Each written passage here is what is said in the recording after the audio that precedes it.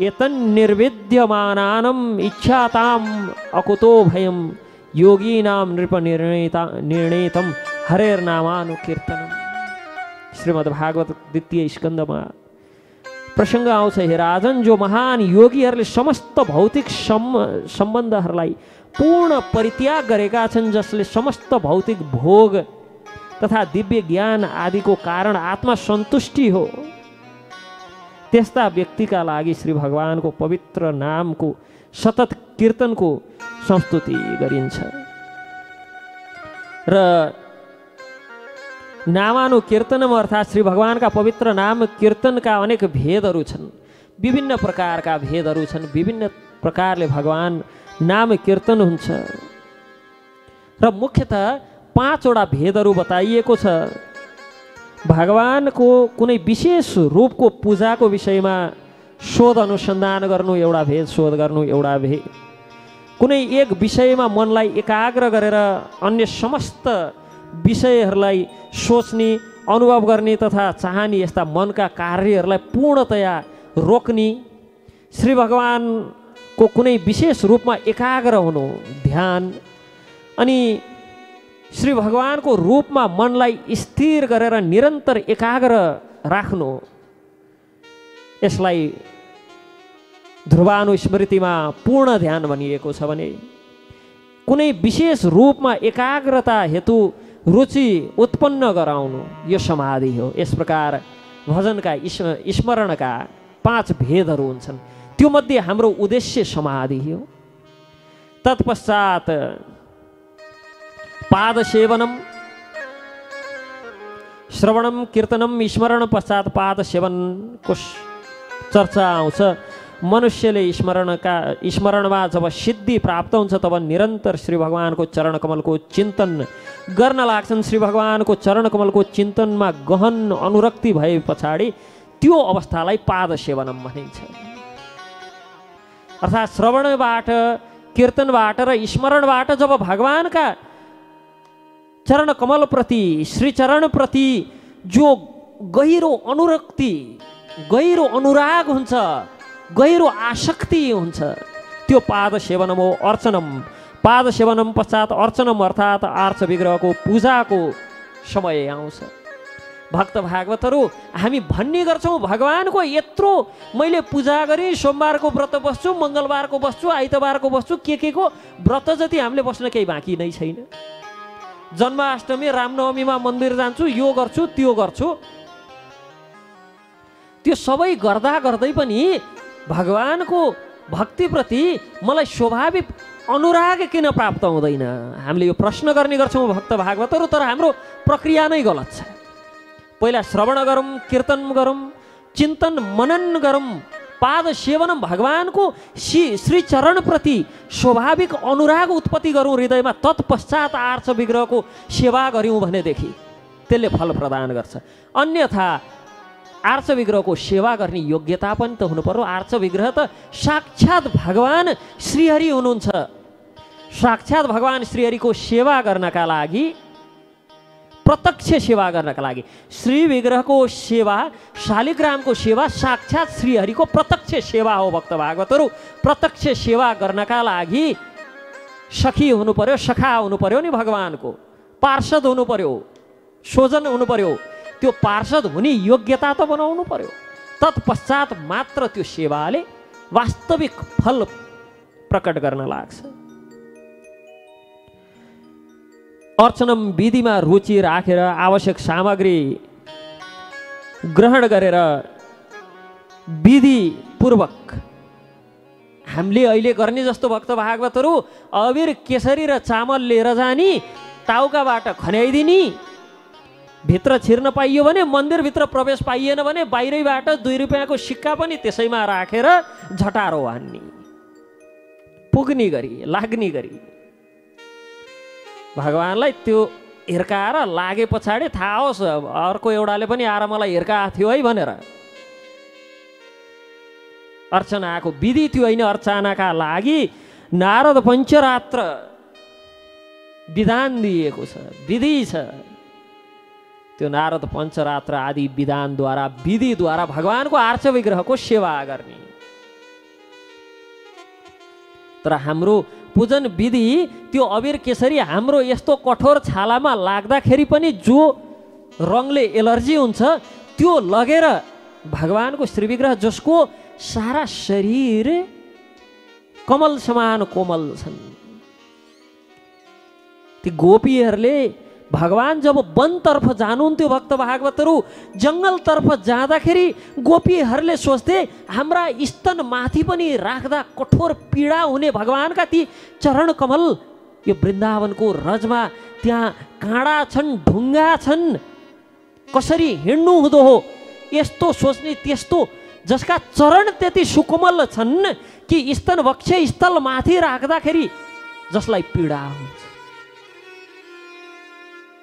त्यस्ता चरण श्री चरण अनि त्यस्ता कोमलाङ्गी भगवान लगेर त्यो नाना भाँती हाम्रा यस्ता खसरा फुसरा छालामा लगाउँदा समेत जलन हुने अनेक प्रकारका रङ व्याधि छ्याप्दाखेरि कसरी अर्चना हुन्छ भक्त भागवतहरू। विधि विधान छ, शास्त्रले विधान दिएको छ, आगम आदि विधानहरू छन्, निगम आदि प्रक्रियाहरू छन्। यी विधान विधि विधानका अधीनमा रहेर भगवानको आर्च विग्रहको सेवा गर्नुपर्छ। अर्चनका दुईटा पद्धतिहरू छन्, भागवत पद्धति र पञ्चरात्रिका पद्धति। यी दुई विधानमध्ये कुनै एक विधानबाट भगवानको श्री विग्रहको आर्च विग्रहको अर्चना गर्ने। श्री विष्णु श्रवणे परीक्षित कसले के प्राप्त गरे, श्रवणबाट कसले के प्राप्त गर्यो?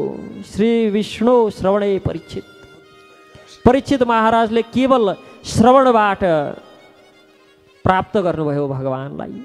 7 दिन 7 रातसम्म यो कथा प्रवचन श्रवण गरेर परीक्षितले भगवत प्राप्ति गर्नुभयो र शुकदेवजीले केवल कीर्तनबाट भगवत प्राप्ति गर्नुभयो।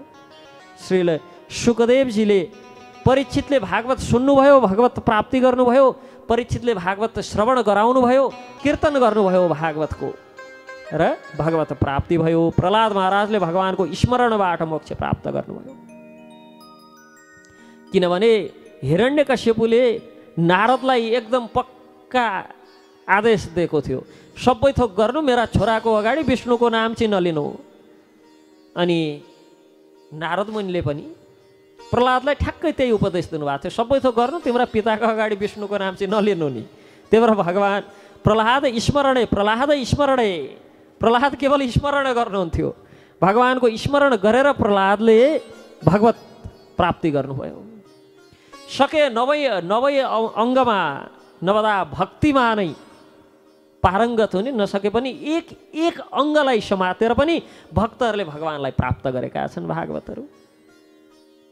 अनि भागदेवी, भाग्यकी देवी श्री लक्ष्मीले भगवानको चरण कमलको पूजा गरेर पाद सेवनम, लक्ष्मीजी जथा शास्त्रमा उल्लेख हुँदा पनि सधैँ पाद सेवनमा बस्नुभएको प्रसङ्ग आउँछ। भागवत मात्र सायद यस्तो ग्रन्थ होला लक्ष्मीजी पानीमा आफ्नो प्रतिबिम्ब देखेर बडो लज्जित हुँदै मनमा सोच्नुहुन्छ, मेरो यस्तो मुखमा भगवानले मलाई आलिङ्गन पूर्वक चुम्बन गर्नुहुन्छ भनेर लक्ष्मीजी लज्जित हुनुहुन्छ हेरेर र बार बार सोच्नुहुन्छ म चरणको सेवाभन्दा लायकको छुइनँ भनेर। स्वयं लक्ष्मीजीको यस्तो भाव छ, यो भक्तहरूको भाव। बार बार आफूले आफूलाई भन्नुहुन्छ म श्रीचरणको सेवा बाहेक अरूमा योग्य छुइनँ। पाद सेवनबाट लक्ष्मीले सिद्धि प्राप्त गर्नुभयो। पृथु महाराजले भगवानको आर्च विग्रहको पूजा अर्चनमबाट मोक्ष प्राप्त गर्नुभयो। अक्रूरले वन्दनाबाट, हनुमानले सेवा गरेर। अनि श्री भगवानसँग मैत्रीपूर्ण सम्बन्ध स्थापित गरेर बलि महाराजले एवं श्री भगवानको सेवामा सर्वस्व भगवानसँग अर्जुनले मैत्रीपूर्ण सम्बन्ध स्थापित गरेर भने बलि महाराजले आफ्नो सर्वस्व भगवानलाई समर्पित गरेर सर्वस्व आत्मनिवेदने बलिर्भूत बलिले सर्वस्व अर्पण गरेर भगवानलाई प्राप्त गर्नुभयो। यस प्रकार भक्तहरूले नित्य निरन्तर भगवानको सेवामा लाग्नुपर्छ। तर आर्च विग्रहको सेवा गर्दा विशेषतः अपराधहरू हुने गर्छन्। 35 प्रकारका अपराध 32 प्रकारका अपराधहरू शास्त्रमा बताइएको छ। 32 प्रकारका अपराधहरूलाई सेवा अपराध भनिएको छ। यसकारण ती 32 प्रकारका अपराधहरूबाट बाँचेर भगवानको सेवामा नियुक्त हुनुपर्छ। गौतमीय तन्त्रमा र पद्म पुराणको उत्तरखण्डमा बताइएको छ यो 35 प्रकारका अपराधहरूबाट यदि बाँचेर कसैले भगवानको सेवा गर्न सक्छ भने हरेक व्यक्तिलाई भगवानको सेवा गर्ने, भगवानको आर्च विग्रहको सेवा गर्ने अधिकार छ। कुल जाति आदिबाट भगवानको सेवाको अयोग्य कोही पनि हुँदैन। केवल यी 35 प्रकारका अपराधहरू छन्। 35 प्रकारका अपराधहरूमा जुत्ता लगाएर वा पाल्की आदिमा चढेर मन्दिरमा जानु, आर्च विग्रहलाई नमस्कार नगर्नु, भोजन ग्रहण गरे पछाडि हात नधोइकन अशुद्ध अवस्थामा प्रार्थना गर्नु, यस्ता 35 प्रकारका अपराधहरू छन्। ती 35 प्रकारका अपराधबाट बचेर जसले भगवानको श्री विग्रहको आर्च विग्रहको सेवा गर्न सक्छ, अर्चना गर्न सक्छ, जात कुल आदि केहीको पनि बन्धन लाग्दैन। प्रमाण गौतमीय तन्त्र र पद्म पुराणको उत्तराखण्ड र शास्त्रमा 8 प्रकारका विग्रहहरू उल्लेख गरिएको छ। ती सबै विग्रहको सबैले सेवा गर्न सक्छन्। र यस प्रकार बन्दनम, दास्यम, सख्यम, आत्मनिवेदम आदि सबैको चर्चा गर्दै जब प्रहलादले मैले गुरुजनबाट सिकेको सबैभन्दा योग्य, सबैभन्दा श्रेष्ठ, सर्वश्रेष्ठ विषय यही हो भने पछाडि आफ्ना पुत्र भक्त प्रहलादको मुखारविन्दबाट यो भक्तिपूर्ण यस्तो वचन सुनेर हिरण्यकश्यपु अत्यन्त क्रोधित भयो, ओठ काँप्न लागे। अनि काँप्दै गरेका ओठलाई जोडले टोकेर आफ्ना गुरुका पुत्र शुक्राचार्यका पुत्र गुरुपुत्रम उवाचेदम, गुरुपुत्र षण्ड र अमर्कलाई भन्न लाग्यो, अरे ब्राह्मण, हे अत्यन्त घृणित एवं शुक्राचार्यका अयोग्य पुत्रहरू, तिमीहरूले मेरो आदेश अवज्ञा गरेर मेरो शत्रुपक्षको शरण लिएका छौ जस्तो छ। यो बिचारा बालकलाई भक्तिको पाठ पढाएर यस्तो निरर्थक कुरा सुनाएर दुर्मते हे अल्पज्ञ अध्यापकहरू, हे दुर्मतीहरू, तिमीहरूले मेरो यो छोरालाई असारम ग्राहितो बालो, कुनै सार नभएको असारम विपक्षम, मेरो दुश्मन बनाउने उद्देश्यले यस्तो के सिकायौ? समय साथ जो व्यक्तिहरू पाप कर्ममा लिप्त छन्, समय अनुसार तिनमा अनेक प्रकारका रोग आदि पापको फलको रूपमा प्रकट हुन्छ। यसै गरी यो संसारमा पनि छद्मवेश धारण गरिएका अनेक धोका आदि दिने मित्रहरू छन्, तर अन्तमा तिनको मिथ्या आचरण, तिनको वास्तविकता शत्रुता कुनै न कुनै दिन प्रकट भइहाल्छ। अगाडि ओहो भइहाल्छ नि भन्ने, पछाडि छुरामा धार लगाउनेको कुनै न कुनै दिन त त्यो मिथ्याचार, मिथ्या आचरण प्रकट भइ नै हाल्छ। तिमीहरूको पनि आज बिल्कुल यस्तै भयो। हे षण्ड र अमर्क, तिमीहरूले जो द्रोह म प्रति गर्दै थियो भित्रभित्र, आज त्यो थाहा भयो। यस्तो भने पछाडि हिरण्यकश्यपुको अगाडि 2 हात जोडेर गुरुपुत्र शुक्राचार्यका ती छोराहरू भन्छन्, हे इन्द्र शत्रु, हे राजन, हजुरका पुत्र प्रहलादले जे पनि भने त्यो त हामीले आजसम्म सिकेका छैनौँ, सुनेका छैनौँ। हामीले कसरी पढाउने, कसरी सिकाउने, अरू कसैले सिकाएको होइन। यो यसमा स्वतः स्फूर्त भक्ति स्वाभाविक रूपले विकसित भएको हो। कसैले सिकाएर पढाएर प्रहलादमा यस्तो बुद्धि आएको होइन। अतएव कृपया आफ्नो क्रोध त्यागेर व्यर्थमा हामीलाई दोषी नबनाउनुहोस्। ब्राह्मणलाई यस प्रकार अपमानित गर्नु हजुर जस्ता योग्य शासकका लागि योग्य छैन। जब हिरण्यकश्यपुले ती षण्ड र अमर्कबाट यस्तो उत्तर सुन्यो तब आफ्नो पुत्रलाई सम्बोधित गर्दै हिरण्यकश्यपु भन्छ, नचेत गुरुमुखीयम ते कुतो भद्रा सती मती।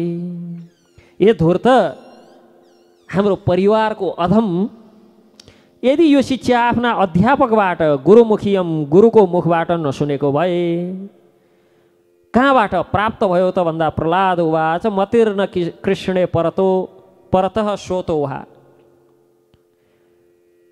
प्रहलाद महाराज उत्तर दिनुहुन्छ, आफ्नो संयमित इन्द्रियको कारण जो व्यक्ति भौतिकवादी जीवनप्रति अत्याधिक अव्यस्त छ त्यस्तो व्यक्ति नरकगामी हुन्छ र बार बार चपाइराखेको पुनश्चर्वित चर्वणानाम। एउटाले चपाएर थुक्यो, अर्को गयो त्यही उठाएर चपायो, अब रस आउँछ कि भन्यो, फेरि चपाएर थुक्यो, फेरि उठाएर चपायो, पुनश्चर्वित चर्वणानाम। नरकगामी हुन्छन् र बार बार एकपटक चपाइसकेकोलाई पूर्वमा चपाइसकेकोलाई पुनः पुनः चपाएर रहन्छन्। यस्ता व्यक्तिहरू भगवान् श्रीकृष्णको प्रति झुकाव ज्ञानी आदिका उपदेशबाट, आफ्नो निजी प्रयासबाट वा दुवैको मिश्र योगबाट हुन सक्दैन। मतिर्न कृष्णे परत सोतो। भगवान् प्रतिको मति त भगवानकै कृपाले मात्र हुन्छ। यहाँ पुनश्चर्वित चर्वणानाम भन्नुहुन्छ प्रहलाद महाराजले। यो इन्द्रिय तृप्ति, इन्द्रिय भोग र इन्द्रिय सुख अनेक 84 लाख योनिमा भोग्यौँ। कमसेकम मनुष्य योनिमा त एउटा बन्धनमा, एउटा आचरणमा, एउटा नियममा रहेर भोग्छौँ। अनेक पशु पक्षी आदिका योनिहरूमा स्वच्छन्द रूपमा इन्द्रिय तृप्ति गऱ्यौँ। तैपनि यसबाट सुख, यसबाट शान्ति कहिल्यै प्राप्त भएन। यो त्रिताप सधैँ नै प्राप्त भइराख्यो इन्द्रिय तृप्तिको मार्गमा लाग्नाले। फेरि मनुष्य भएर पनि अब भगवान् श्रीहरिप्रति मति श्रीकृष्णप्रति लगाउन छोडेर फेरि पनि त्यही चपाएर थुकेको विषय वस्तु पुनः चपाउँदैछौँ।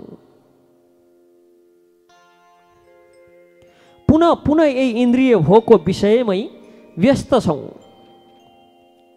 जो मनुष्य भौतिक जीवनका भोगको भावना द्वारा दृढतापूर्वक बन्धनमा परेको छ र जसले आफ्नै जस्तो बाह्य इन्द्रिय विषयमा आसक्त नेत्रहीन व्यक्तिलाई आफ्नो नायक मानेको छ, अर्थात् अन्धाले अन्धालाई बाटो देखाउँदैछ, डोर्याउँदैछ, डोर्याएर लिएर जाँदैछ। यस्ता व्यक्तिहरूले जीवनको लक्ष्य भगवत धाम प्राप्ति गर्नु हो, भगवान् विष्णुको सेवामा लाग्नु, यस्तो बुझ्न सक्दैनन्। जसरी नेत्रहीन व्यक्तिद्वारा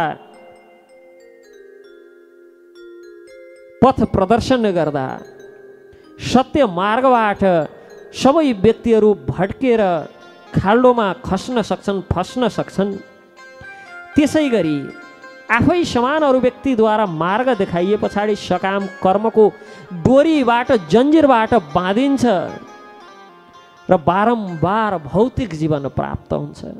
जन्म मृत्यु जरा व्याधिबाट उन्मुक्ति प्राप्त हुँदैन। आदि दैविक, आदि भौतिक, आध्यात्मिक आदि 3 प्रकारका क्लेशहरूबाट उन्मुक्ति प्राप्त हुँदैन। यस प्रकार प्रहलाद महाराज बताउनुहुन्छ हिरण्यकश्यपुलाई। र हिरण्यकश्यपुले प्रहलादजीले यति भनेर, जसको बुद्धि भगवानको चरण कमलको स्पर्श गर्छ त्यस्तो व्यक्तिको जन्म मृत्यु अनर्थ सर्वथा नाश भएर जान्छ र त्यस्तो व्यक्ति त्रितापबाट मुक्त हुन्छ। तर जो व्यक्ति अकिञ्चन भगवत प्रेमी महात्माहरूको चरणको धुलमा स्नान गर्दैनन्, भगवानका भक्तहरूको कृपा प्राप्त गर्न सक्दैनन्, त्यस्ता व्यक्तिका बुद्धि काम्य कर्म पुरा सेवन गरेर पनि भगवत चरणको स्पर्श गर्न सक्दैनन्। यहाँ भगवानले भन्नुहुन्छ, यहाँ प्रहलाद महाराजले आफ्ना पितालाई भन्नुहुन्छ, जो व्यक्तिहरू अकिञ्चन भगवत प्रेमी महात्माहरूको चरण धुली को सेवन गरेका छैनन् त्यस्ता व्यक्तिहरू काम्य कर्मको पुरा सेवन गरेर पनि भगवत चरणको स्पर्श गर्न सक्दैनन्। सन्तहरूको सेवा कति महत्त्वपूर्ण छ, साधुहरूको सङ्ग कति महत्त्वपूर्ण छ, वैष्णवजनहरूको सेवा गर्नु कति महत्त्वपूर्ण छ। प्रहलादजी यति भनेर चुप लाग्नुभयो। हिरण्यकश्यपु क्रोधका कारण अन्धो भएर आफ्नो काखबाट ती प्रहलादलाई उठाएर भुइँमा फालिदियो।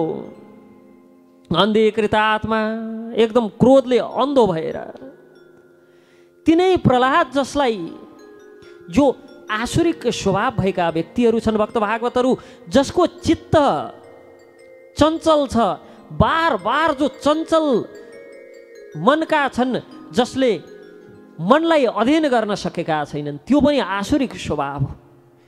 तिनै प्रहलाद जसलाई आलिङ्गन गरेर आफ्ना आँखाका अश्रु धाराले स्नान गरायो, केही क्षणमा नै तिनै प्रहलादलाई बडो जोडले आफ्नो काखबाट उठाएर भैँमा फालिदियो।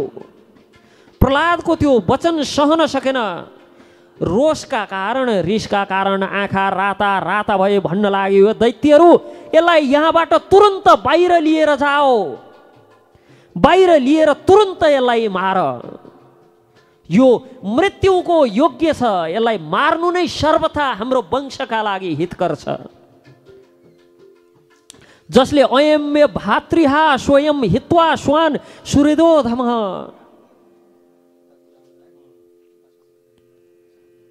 जसले यसको काकालाई मेरो भाइलाई मार्यो, त्यसको पक्षमा लागेर आफ्ना सुहृद स्वजनलाई छोडेर यो नीच दास समान विष्णुको चरणको पूजा गर्ने यो मर्न योग्य छ, यसलाई मारिदियाऊ। पक्कै पनि यो मेरो पुत्रको रूपमा मेरो भाइलाई मार्ने विष्णु नै प्रकट भएको हुनुपर्छ। पादौ विष्णुर दास विष्णुर वा सद्वासौ किम न करिष्यत्, पक्कै पनि विष्णु नै यो मेरो सन्तानको रूपमा आएको हुनुपर्छ। यो विश्वास योग्य छैन। 5 वर्षको अवस्थामा जसले माता पिताको दुस्तेज्य स्नेहलाई त्यागेर, वात्सल्य स्नेहलाई त्यागेर 5 वर्षको उमेरमा यो कुलको द्रोही, जसले यस कुलका वीर हिरण्याक्षको वध गर्यो, त्यसको पक्षमा लाग्छ भने हुर्के पछाडि बढे पछाडि के होला? यस्तो कृतज्ञ होला भोलि गएर विष्णुको पनि कसरी होला? जब 5 वर्षको आयुमा यस्तो प्रेम गर्ने पिता, यस्तै प्रेम गर्ने माता आदि सबैलाई त्यागेर विष्णुको पक्षमा बोल्छ भने भोलि गएर यसले विष्णुको पनि यो कसरी हुन सक्ला? भोलि विष्णुलाई पनि धोका दिन्छ यसले। यस प्रकार अगाडि हिरण्यकश्यपु अनेक अब मार्नका लागि आफूले आफूलाई त आफू त ढुक्क हुनु पर्यो, किन मार्दैछु, विश्वस्त त हुनु पर्यो, अनि त्यहाँ भएका सबै असुरहरूलाई पनि विश्वस्त तुल्याउनु पर्यो, मार्न योग्य छ। विश्वस्त तुल्याउनका लागि अनेक बहानाहरू सुनाउँदैछ, अनेक कारणहरू बताउँदैछ। यदि औषधिको समान पराईले पनि आफ्नो भलाइ गर्छन् भने ती आफ्ना हुन्, तर यदि अहित गर्छन् भने स्वयं पुत्र भएर पनि ती पराई हुन्, ती वधका योग्य छन्।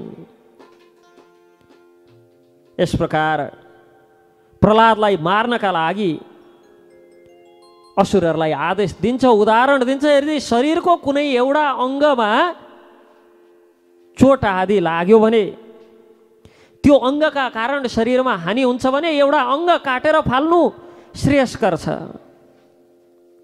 यस प्रकार एउटा अङ्गलाई काटेर फालेर यदि शरीर सुखी रहन्छ भने एउटा अङ्ग काटेर फाले पनि हुन्छ। यो स्वजनको बहाना बनाएर मेरो कोही शत्रु आएको छ। अनि उदाहरण के दिन्छ?